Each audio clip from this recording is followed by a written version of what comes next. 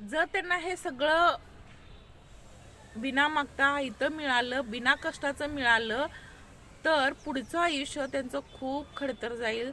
त्यांना खूप सोसावं लागेल, हे लक्षात घ्या. कारण आपण त्यांना ते कुठल्याच म्हणजे संकटाला सामोरं जाऊ शकत नाहीत, असं आपण त्यांना एक म्हणजे बिना आधाराचं बनवून टाकतो. कारण आधाराशिवाय ते मूल जगू शकणार नाही, तुमचं खात्रीनं सांगते. त्यापेक्षा आपण समजा आपण टिफिन दिला मुलाला. टिफिन किती दिवस पुरेल? 1 दिवस पुरेल, 2 दिवस पुरेल, 4 दिवस पुरेल. तेच जर तुम्ही त्यांना जेवण बनवून खायला शिकवलं, तर ते आयुष्यभर पुरेल ज्ञान. असं ज्ञान द्या की जे त्यांना आयुष्यभर पुरेल. 4 दिवसासाठीचं ज्ञान अजिबात त्यांना देऊ नका. 4 दिवसानंतर त्याची फरफट होईल. त्यामुळं आजकालच्या पिढीला आपण हे शिकवायला हवं की तात्पुरतं ज्ञान उपयोगाचं नाही. जे कष्ट घ्यायचे आहेत ते तुम्हाला स्वतःला घ्यायचे आहेत. चालू देत, पडू देत, धडपडू देत, त्यांचं त्यांना उठू दे आणि परत त्यांना चालू दे. तर आजच्या फादर्स डेच्या दिवशी मला सगळ्या वडिलांना एक संदेश द्यायचा आहे की तुमच्या मुलाला तुम्ही शिक्षण द्या, पण योग्य शिक्षण द्या. ते शिक्षण दुसऱ्यावरती डिपेंड राहण्याचं नको. महागड्या वस्तू दिल्या, गिफ्ट्स दिल्या, मुलं खुश होतात. तो आनंद तात्पुरता असतो. महागडी वस्तू किती दिवस टिकणार असते?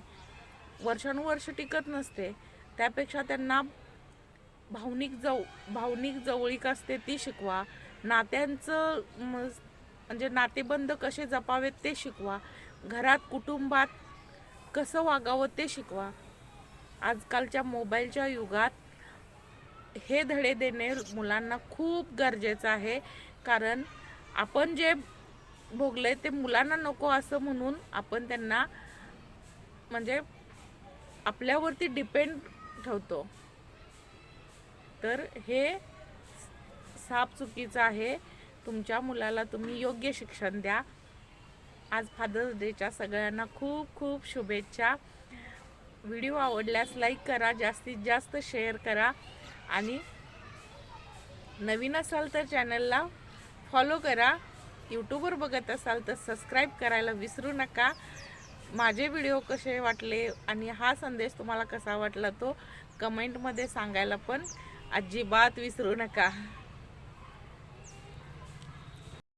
आज फादर्स डेच्या दिवशी मला सगळ्यांना एक प्रश्न विचारायचा आहे, पालकांना, की तुम्ही तुमच्या मुलाला स्वावलंबी बनवताय की तुमच्यावरती डिपेंड परावलंबी बनवताय?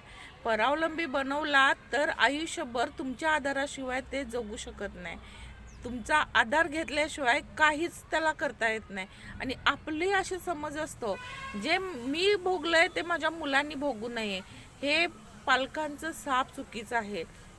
त्यांना त्यांचं आयुष्य जगू दे, पडू देत, पडल्यानंतर उठू देत, त्यांचं त्यांनी धडपडू देत.